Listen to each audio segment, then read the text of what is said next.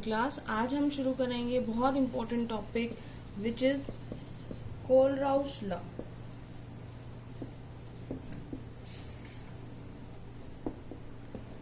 Kohlrausch law कब इस्तेमाल होता है? जब हमने ये पढ़ा था कि स्ट्रॉन्ग इलेक्ट्रोलाइट की तो हम इनफाइनाइट डाइल्यूशन करते हैं तो उसकी कंप्लीट हमें पता चल जाती है मोलर कंडक्टिविटी, वो तो वैसे भी निकाल सकते हैं हम। लेकिन कोलराउश लॉ की जब हम जैसे जैसे डाइल्यूशन करते जाएंगे वैसे वैसे उसकी मोलर कंडक्टिविटी बढ़ती जा रही है। हमने जब उसका ग्राफ प्लॉट किया तो वो पैरेलल लाइंस के साथ आ रहा था, तो वो हम इनफाइनाइट डाइल्यूशन पे उसकी वैल्यू नहीं कैलकुलेट कर पाए थे। तो कोलराउश लॉ ने जो स्टेटमेंट दी उससे हम molar conductivity for weak electrolyte can be calculated. ठीक है ना? तो क्या है, सबसे पहले हम डेफिनेशन पे आते हैं कि द लिमिटिंग का मतलब होता है बेटा इनफाइनाइट डाइल्यूशन पे। ठीक है ना? लिमिटिंग का मतलब क्या है? इनफाइनाइट डाइल्यूशन पे जो है क्या लिमिटिंग? Molar conductivity. इसका मतलब molar conductivity at infinite dilution. इस लिमिटिंग का मतलब ये है ऑफ एन इलेक्ट्रोलाइट, चाहे वो स्ट्रॉन्ग हो चाहे वो वीक हो, ठीक है ना, is the sum of the limiting ionic conductivities of the cation and anion each multiplied with the number of ions present in one formula unit of electrolyte। ये आपको लग रही होगी स्टेटमेंट बहुत बड़ी, बट जब आप इसको समझोगे तो आपको बिल्कुल सिंपल लगेगी। देखो वो क्या कह रहा है, द लिमिटिंग मोलर कंडक्टिविटी। इस लिमिटिंग का मतलब मैंने पहले भी बताया था, हम किसकी बात कर रहे हैं? Infinite dilution. ठीक है? तो लिमिटिंग मोलर कंडक्टिविटी, इसका मतलब मोलर कंडक्टिविटी किसी भी इलेक्ट्रोलाइट की इनफाइनाइट डाइल्यूशन पे किसके बराबर होती है? सम ऑफ किसका जोड़? Limiting ionic conductivity. जो आयनिक कंडक्टिविटी इनफाइनाइट डाइल्यूशन पे किसी कैटायन या एनायन की होती है, जितने उसके फॉर्मूला यूनिट में प्रेजेंट है उससे मल्टीप्लाई कर दो और उनको जोड़ दो, तो वो क्या आ जाएगी? Limiting molar conductivity. अभी आपको समझ में नहीं आएगी बात, इसके लिए हम एक एग्जाम्पल करके देखते हैं कि फॉर एग्जाम्पल हम NaCl की अगर लेते हैं तो ये क्या है? देखो मोलर कंडक्टिविटी, और यहां पर ये लगा दिया तो ये क्या है? इनफाइनाइट डाइल्यूशन पे, तो ये क्या हो गई? Limiting molar conductivity. हम यहाँ पर किसकी निकाल रहे हैं? For NaCl। तो किसके बराबर आई? मैंने क्या कहा? Sum of the limiting ionic conductivity of cations and anions. तो इसमें कितने कैटायन है? एक कैटायन है और इसमें एक एनायन है, तो आयनिक कंडक्टिविटी को हम लैम्डा से कर रहे हैं। ये हो गया हमारा इनफाइनाइट डाइल्यूशन पे लिमिटिंग। तो लिमिटिंग आयनिक कंडक्टिविटी किसकी? एक कैटायन की, क्योंकि इसमें एक ही कैटायन मौजूद है, और एक एनायन की। ये बात समझ में आ गई? अब हम दूसरे की बात करते हैं। मान लो हमारे पास दूसरा कोई और, हम इसकी करते हैं। तो अब मोलर कंडक्टिविटी हम निकाल रहे हैं किसके लिए? CaCl2 के लिए। तो इसमें कितने कैटायन है? एक कैटायन है, और कितने एनायन है? दो हैं। तो अब ये क्या ध्यान रखना है आपने कि अब जब हम करेंगे तो आयनिक कंडक्टिविटी ऑफ कैल्शियम आयन हो गया, लेकिन हमारे पास क्लोराइड आयन कितने हैं? दो। तो उसने क्या कहा था? मल्टीप्लाई कर देना। तो इस चीज से क्या हो जाएगी? ये मल्टीप्लाई हो जाएगी, बाकी सेम आएगा। बात समझ में आ गई? अब तुम्हें थोड़ी सी स्टेटमेंट समझ में आ गई होगी क्या? कि limiting molar conductivity of any electrolyte, किसी भी इलेक्ट्रोलाइट की लिमिटिंग मोलर कंडक्टिविटी किसके बराबर है? सम ऑफ किसका? सम ऑफ आयनिक कंडक्टिविटी, वो भी लिमिटिंग। तो limiting ionic conductivity of cation and anion, और मल्टीप्लाई किससे करना है? ईच को, जितने उसके अंदर उसके आयंस मौजूद हों जो उसके फॉर्मूला यूनिट में दिखाई दे रहे हैं। अब समझ में आ गया? सिंपल है कोलराउश लॉ। तो अब ये हो गया हमारा क्या? ये हमने कोलराउश लॉ पढ़ लिया। इसके लिए हम किसी और आयन के लिए भी लिख के देख लेते हैं। फॉर एग्जाम्पल हमारे पास है, हम थोड़ा सा टिपिकल ले लेते हैं, एल्यूमिनियम सल्फेट, क्योंकि इसमें काफी आयंस हैं।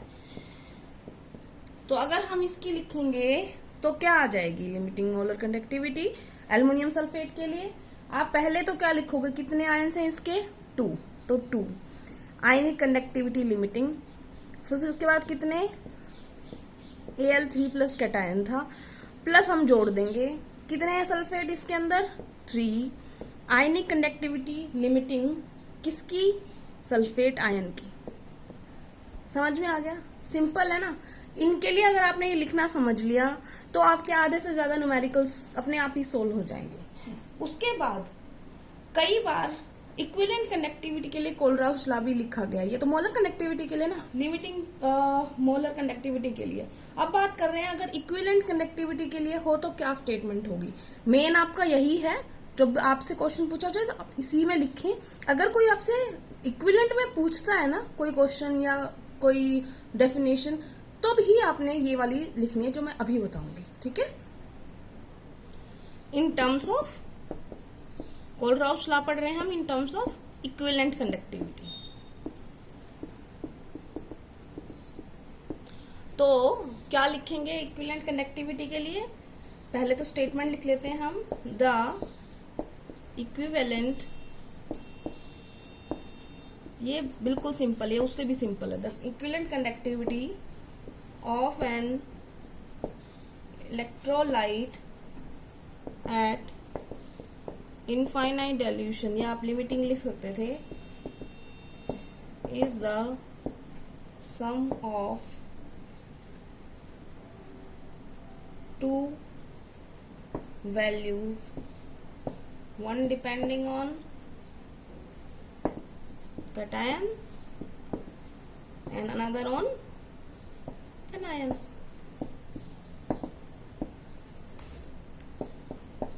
तो लिमिटिंग मोलर कंडक्टिविटी हो गई।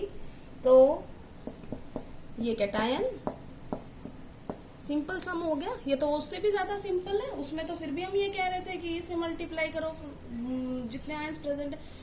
अब आपने कुछ नहीं करना, इक्विवेलेंट के लिए सिंपल सम है कैटायन का और एनायन का। अगर आपसे पूछे कोई क्या क्या चीजें हैं ये, तो ये आपको पता ही है क्या क्या है। ये क्या है, लिमिटिंग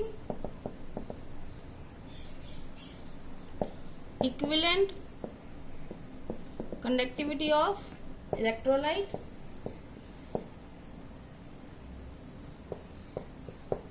ये क्या है,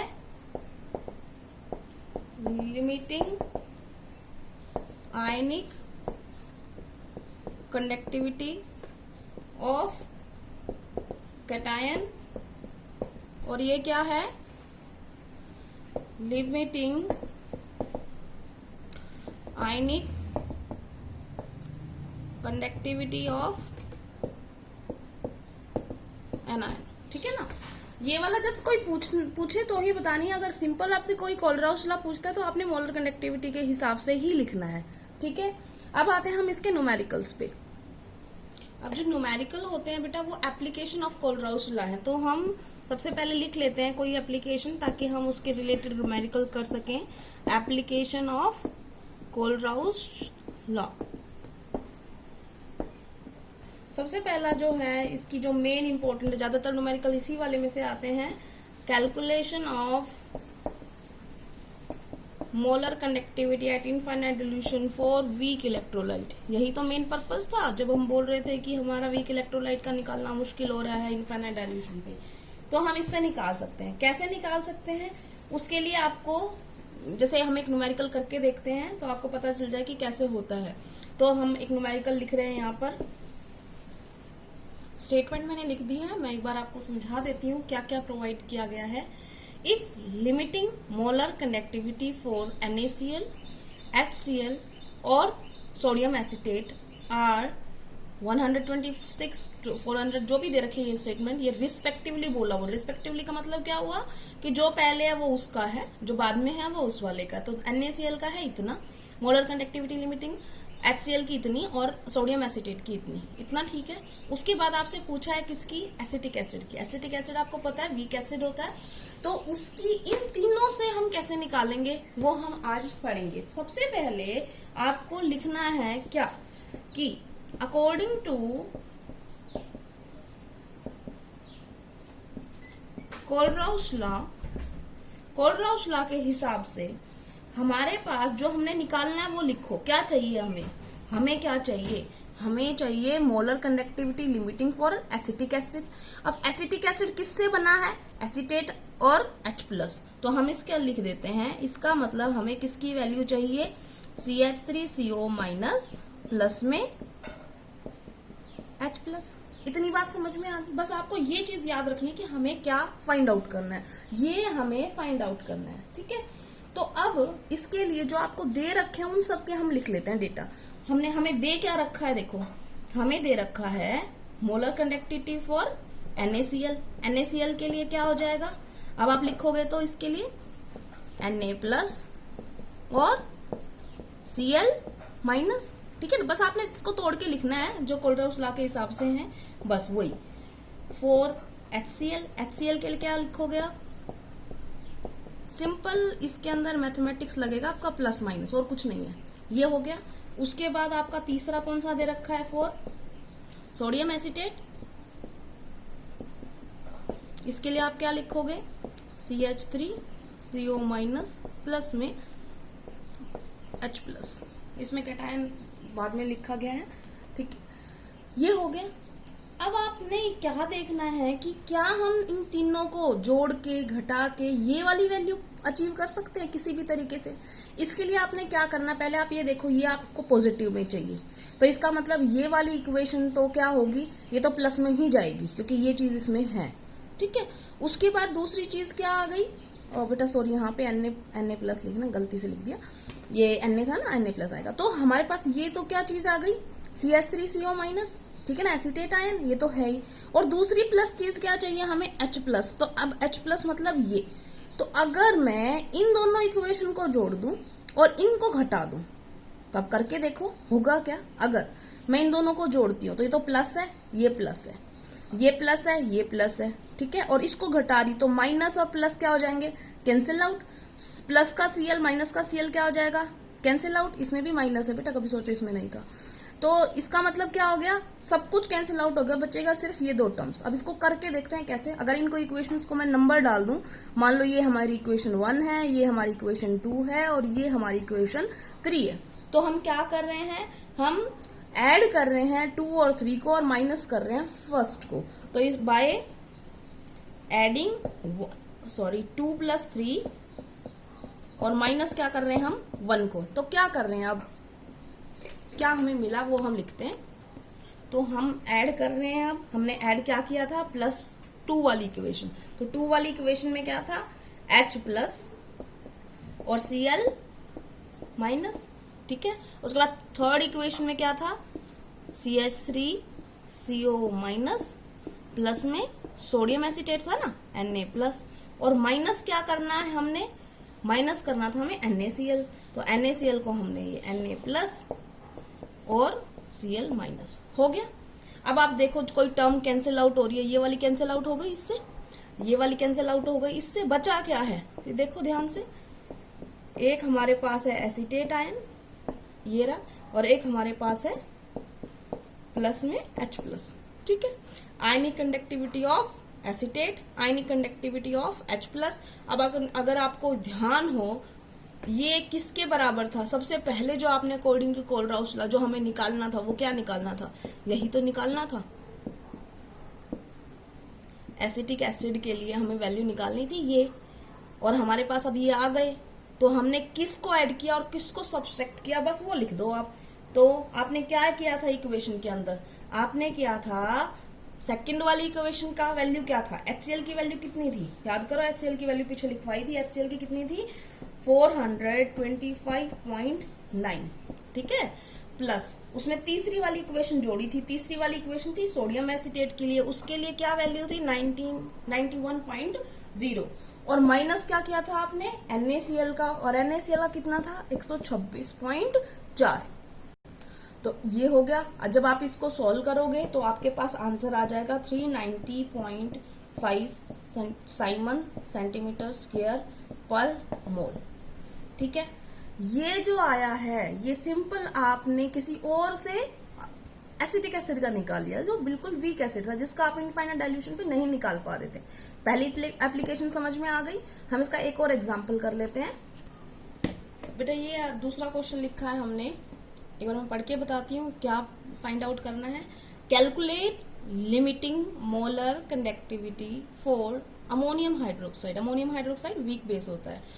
इफ बेरियम हाइड्रोक्साइड का मोलर कंडक्टिविटी लिमिटिंग दिया हुआ है, बेरियम क्लोराइड का लिमिटिंग मोलर कंडक्टिविटी दिया हुआ है और अमोनियम क्लोराइड का लिमिटिंग मोलर कंडक्टिविटी दिया हुआ है। ये वैल्यू उन्होंने दी हुई है साइमन सेंटीमीटर स्क्वायर पर मोल में। ठीक है, अब बात कर रहे हैं हम कि हमें जब फाइंड आउट करना है वो हमें क्या चाहिए, एक बार वो लिख लेते हैं। तो आप आंसर लिख रहे हैं हम, अकॉर्डिंग टू कोलराउस लॉ हमारी वैल्यू हमें जो चाहिए वो क्या चाहिए, मोलर कंडक्टिविटी फॉर NH4OH चाहिए हमें। और NH4OH का मतलब क्या होता है, ionic conductivity of ammonium ion plus ionic conductivity of OH minus. ठीक है, हमें ये वैल्यू चाहिए। अब आपको जो प्रोवाइड कर रखी है वो लिख लेते हैं हम, इस इक्वेशन को नंबर 1 डाल देते हैं। ठीक है, अब हमारे पास जो दूसरी हैं उनको हमें ये फाइंड आउट करना है। दूसरी इक्वेशन के लिए हम कर रहे हैं limiting molar conductivity for barium hydroxide. तो उसके लिए हम वैल्यू क्या लिखेंगे, limiting molar conductivity ionic conductivity of barium ion plus, क्योंकि इसमें देखो 2 आयन्स हैं, 2 आयन्स हैं तो यहाँ पे आगे 2 आ जाएगा। ठीक है, आयनिक कंडक्टिविटी और ये आ जाएगा OH माइनस। ठीक है, ये इक्वेशन हो गई हमारी 2 नंबर। उसके बाद इसी तरीके से हम करेंगे बेरियम क्लोराइड के लिए। बेरियम क्लोराइड के लिए सिंपल बेरियम की कंडक्टिविटी आयनिक प्लस में, देखो इसमें भी 2 है तो हम क्या लिखेंगे इसके लिए, आयनिक कंडक्टिविटी फॉर क्लोराइड। ये हो गई हमारी तीसरी इक्वेशन। उसके बाद आते हैं हम अमोनियम क्लोराइड पे। अमोनियम क्लोराइड के लिए हमें दे रखा है NH4 प्लस की वैल्यू प्लस एक ही है इसमें Cl माइनस। ये हो गई हमारी 4th इक्वेशन। अब इनको कैसे प्लस माइनस करना है, सिंपल आप अपनी पहली इक्वेशन देखो, आपको चाहिए NH4 वाला प्लस में और OH माइनस वाला प्लस में। तो आप इसमें से देखो OH माइनस कहाँ नजर आ रहा है, ये नजर आ रहा है OH माइनस। ठीक है, तो ये हो गया आपका, इसका मतलब इसको जोड़ के रखना है आपने, तो ये इक्वेशन तो प्लस में जाएगी। दूसरा NH4 प्लस वाला, ये है NH4 प्लस वाला, ये क्या जा रहा है, ये भी प्लस में, तो ये दोनों क्या होंगी प्लस और ये क्या हो जाएगी माइनस। ठीक है, तो अब हम लिखेंगे क्या किया है हमने, बाय 2 ये वाली प्लस 4 माइनस 3, ये हमने किया और हमें क्या मिला है वो हम देख लेंगे। ठीक है, जो हमने वो इक्वेशन लिखी थी उन हिसाब से हमने लिख लिया, क्योंकि हमने सेकंड इक्वेशन उसके बाद जोड़ दिया था अमोनियम क्लोराइड वाले को और उसके बाद माइनस किया था हमने बेरियम क्लोराइड और बेरियम क्लोराइड के मोलर कंडक्टिविटी वाली इक्वेशन को। तो अगर आप ध्यान से देखोगे तो यहाँ पर ये देखो 2 आयन है। ठीक है, और यहाँ पर ये 2 क्लोरीन है जबकि यहाँ पर है 1। तो इसका मतलब हमें इस इक्वेशन को हम क्या कर सकते हैं, हम इसको डिवाइड कर देंगे कितने से, हाफ से। तो हाफ इक्वेशन हमने इसे डिवाइड करना है और हाफ ही इसे डिवाइड करना है। तो इसका मतलब हमारी जो वो इक्वेशन लिखी थी उनके आगे आपने क्या लिखना है, 1/2। तो 1/2 हुई इस वाली इक्वेशन को, तो मैं इसको 2 से डिवाइड कर देती हूँ और 1/2 ही इस इक्वेशन को, क्योंकि नहीं तो हमारे कैंसिल आउट नहीं होंगे टर्म्स। तो आपने ध्यान रखना आप किसको 1/2 कर रहे हो, क्योंकि आपकी जो न्यूमेरिकल वैल्यूज है वो भी 1/2 जाएंगी। ठीक है, अब देखो ये आएगा आयनिक कंडक्टिविटी ऑफ बेरियम हाफ, ये भी हाफ आएगा, तो प्लस से माइनस वाला कैंसिल आउट हो गया। उसके बाद ये देखो प्लस Cl माइनस और 2 से डिवाइड करने के बाद ये बचा सिंगल, तो ये कट आउट हो जाएगा। हमारे पास ये कितने थे, 2OH माइनस बटे में 2 हो चुका, तो कितने बचे हुए हैं, इतने। ठीक है, और ये क्या बचा गया हमारे पास, क्या हमें यही चाहिए था, हाँ हमें यही चाहिए था ना, ये हमें मिल गया अमोनियम हाइड्रोक्साइड का। तो हमने क्या किया है वो हम लिख रहे हैं कि हमने क्या किया था, हमने जो ये वाली इक्वेशन थी इसको तो हाफ किया, ठीक है, उसके बाद हमने इसको जोड़ा सिंपल, उसके बाद इसको फिर से हाफ किया और फिर उसको माइनस किया, ठीक है ना। तो इसका मतलब इन टर्म्स के साथ भी वही करना है। इसका होगा हाफ, ठीक है, इसका होगा फिर से हाफ जब माइनस होगा तब, और ये होगा सिंपल प्लस, ठीक है। तो अब हम करेंगे क्वेश्चन को। हमने क्या किया है, तो पहले किया है हाफ, हमने इक्वेशन नंबर हाफ कौन सी थी, सेकंड नंबर, ध्यान हो अगर आपको, हाफ इक्वेशन सेकंड नंबर की थी। उसके बाद हमने क्या किया, हमने प्लस किया किसको, सिंपल इक्वेशन 3 को, और फिर माइनस किया हाफ इक्वेशन 4 को। हाँ सॉरी 3 नहीं थी, यहाँ पे 4 को प्लस किया था ना हमने, और 3 को हाफ किया, ठीक है। तो इसका मतलब 2 4 3 ये हमने किया था, हमने इन दोनों को हाफ हाफ किया था। ये बेरियम हाइड्रोक्साइड वाला है, इसके लिए इक्वेशन 2 थी। इक्वेशन 4 हमारी कौन सी थी, प्लस करने वाली, प्लस थी हमारी अमोनियम क्लोराइड जो कि 4 नंबर पे थी। और इक्वेशन 3 कौन सी थी हमारी, इक्वेशन 3 थी हमारी बेरियम क्लोराइड वाली, ठीक है ना, ये वाली। तो हमने ये क्या की है, हाफ की है, समझ में आ गया। अब हमें जो वैल्यूज थी जो इनकी वो पुट कर दो। तो हाफ किसकी की हमने, 457.6 बेरियम हाइड्रोक्साइड वाले की। फिर हमने इक्वेशन जो 4 थी वो प्लस की, जिसकी वैल्यू कितनी थी 129.8। उसके बाद हम हाफ किया इक्वेशन नंबर 3 जो थी बेरियम क्लोराइड के लिए, और बेरियम क्लोराइड के लिए वैल्यू क्या थी 240.6। तो आप इसको करोगे तो ये आपका अप्रोक्सीमेटली आ जाएगा 238.3 साइमन सेंटीमीटर स्क्वायर पर मोल, ठीक है ना। क्वेश्चन हो गया। इसी टाइप के क्वेश्चन आएंगे, या बिल्कुल ही सिंपल आ सकते हैं जिसमें सिर्फ वैल्यूज पुट करनी होंगे। अब जैसे आपको मान लो बेरियम हाइड्रोक्साइड की कोई बोले, तो आपको बेरियम की आयनिक कंडक्टिविटी दे रखी हो, हाइड्रोक्साइड की आयनिक कंडक्टिविटी दे रखी हो, और सिंपल मोलर कंडक्टिविटी पूछी हो, तो सिंपल तो एडिशन है वो तो कोलराउचला का, बट ये थोड़ा सा टिपिकल पड़ता है और आता है पेपर में। तो आज हमने पहली एप्लीकेशन कर ली है, कल हम दूसरी करेंगे। Thank you class.